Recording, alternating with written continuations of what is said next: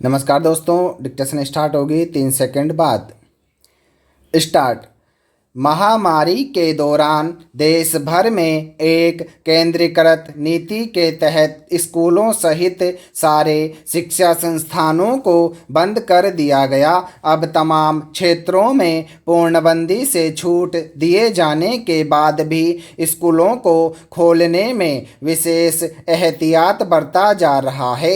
महामारी पर नियंत्रण की दृष्टि से तो यह उचित हो सकता है, लेकिन इस स्कूल बंदी से सुविधा संपन्न और हाशिए के बच्चों के बीच पहले से मौजूद शैक्षणिक खाई और चौड़ी हो गई है। एक और परंपरागत कक्षा अध्यापन के विकल्प के रूप में ऑनलाइन कक्षाओं के आयोजन को शिक्षा के लोकतांत्रिकरण की दिशा में बड़ा कदम बताकर प्रचारित किया जा रहा है, लेकिन दूसरी ओर इसने शिक्षा तक पहुंच के मार्ग में बहुसंख्यक दलित आदिवासी बच्चों के सामने एक नया डिजिटल अवरोध खड़ा कर दिया है। इसमें कोई संदेह नहीं कि चाक और श्यामपट्ट की जगह लेते कंप्यूटर और मोबाइल फोन के कारण अध्यापन प्रक्रिया में बहुत बड़ा बदलाव हो चुका है, लेकिन वंचित तबकों और कमज़ोर पृष्ठभूमि वाले विद्यार्थियों के लिए इस बदलाव के क्या मायने हैं, इस पर भी विचार होना जरूरी है। ऐसा नहीं कि कंप्यूटर और इंटरनेट तक पहुंच रखने वाले संपन्न वर्ग के बच्चों पर आभासी माध्यमों से संचालित होने वाली इस शिक्षा का नकारात्मक असर न पड़ रहा हो। तमाम अध्ययनों से यह साबित हो चुका है कि आभासी शिक्षा परंपरागत विद्यालयी शिक्षा का विकल्प नहीं हो सकती। एक और विद्यार्थी के सर्वांगीण विकास के लिए विद्यालयी शिक्षा नितांत जरूरी होती है, वहीं दूसरी ओर ऑनलाइन कक्षाओं के माध्यम से पढ़ने वाले विद्यार्थियों की समझ का स्तर भी कक्षा में अध्यापक के सामने प्रत्यक्ष रूप से बैठकर पढ़ने वाले विद्यार्थियों से कम पाया गया है। स्पष्ट है कि तकनीक अपने सर्वोत्तम रूप में भी एक सहायक मात्र होती है, वह कक्षा अध्यापन की पूरक नहीं हो सकती। यह भी ध्यातव्य है कि स्कूली शिक्षा में डिजिटल माध्यमों का प्रभावी इस्तेमाल भी वास्तविक अध्यापन कक्षा में ही संभव हो पाता है। स्कूल बंदी के कारण आज हर बच्चा अपनी क्षमता का समुचित प्रदर्शन नहीं कर पा रहा है। शिक्षा के जो सामाजिक मानवीय आयाम होते हैं, उनके मद्देनजर दूरस्थ आभासी शिक्षा ने शिक्षा के मूल अर्थ को ही पृष्ठभूमि में धकेल दिया है।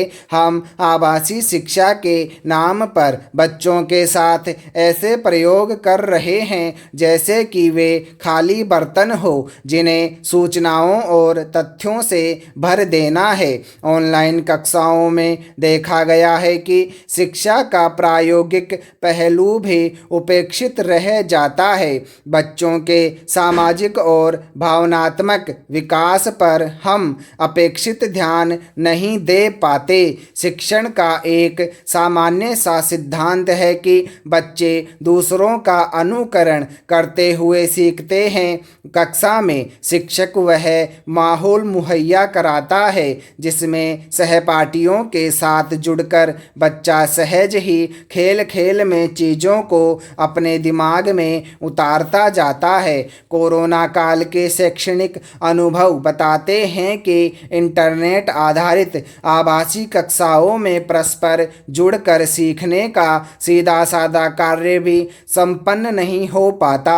एक और जहां मोबाइल और कंप्यूटर से वंचित सरकारी स्कूलों के गरीब विद्यार्थी वर्ग में आभासी कक्षाएं निष्प्रभावी पाई गई हैं और दूरस्थ आदिवासी इलाकों में इंटरनेट की समुचित उपलब्धता ने जहां इन्हें अर्थहीन साबित किया है। वहीं समृद्ध परिवारों के कुछ बच्चे स्मार्टफोन और लैपटॉप जैसे गैजेटों पर ज़रूरत से ज़्यादा आश्रित बन गए हैं। इससे उनके स्वास्थ्य पर भी प्रतिकूल असर पड़ रहा है। ज़रूरत से ज़्यादा वक्त स्क्रीन पर बिताने वाले ऐसे बच्चों में अपेक्षित शारीरिक सामाजिक विकास नहीं हो पाता। स्पष्ट है कि महामारी के इस दौर में तकनीक ने शैक्षणिक असमानता में गुणात्मक वृद्धि की है। आज भारत में अमीर और गरीब की तर्ज पर तकनीक संपन्न और तकनीक विहीन लोगों के वर्गीकरण को भी नज़रअंदाज नहीं किया जा सकता। राष्ट्रीय नमूना सर्वेक्षण कार्यालय के 75वें दौर के आंकड़े इस अंतराल पर मुहर लगाते हैं। इन आंकड़ों के अनुसार ग्रामीण इलाकों में तो 5% से भी कम ग्रामीण घरों में कंप्यूटर हैं, जबकि शहरी इलाकों में भी यह आंकड़ा मुश्किल से ही 25% को छू पाता है। जाहिर है बहुसंख्यक भारतीयों के पास कंप्यूटर नहीं है और आवासीय शिक्षा तक उनकी पहुंच का एकमात्र जरिया मोबाइल फ़ोन ही है। पूर्णबंदी में रोजगार छिनने और आय में आई भारी कमी के चलते एक बड़ा तबका ऐसा भी है जो अपने मोबाइल फ़ोनों को इंटरनेट के लिए डाटा नहीं खरीद पा रहा है। केरल जैसे एकाध राज्य को छोड़कर गरीब बच्चों के लिए ऑनलाइन शिक्षा हेतु आधारभूत डिजिटल संसाधनों की उपलब्धता सुनिश्चित करने की दिशा में भी प्राय काम नहीं हो पा रहा है। महामारी काल में बेरोजगारी और विस्थापन का जो दौर चला, उसके साथ साथ बीच में ही पढ़ाई छोड़ देने वाले बच्चों की संख्या में भी इजाफा हुआ।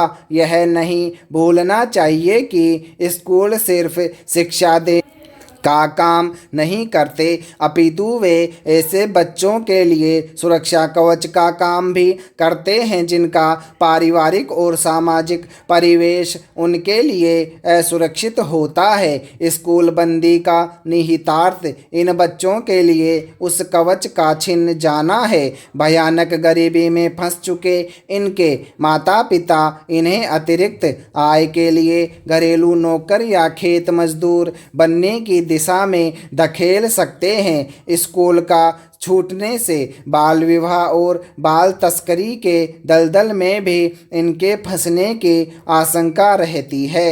अब जब धीरे धीरे देश में स्कूल खुलने लगे हैं, तब स्कूल बंदी के दौरान पैदा हुए शैक्षणिक अंतराल को पाटने की दिशा में विशेष प्रयास किए जाने की ज़रूरत है।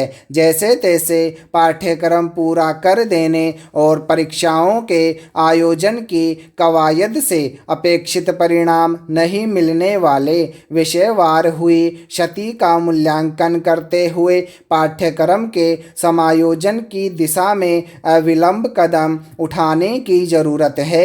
स्कूलों में विभिन्न स्तरों पर सतत और व्यापक मूल्यांकन को प्रोत्साहित करना होगा।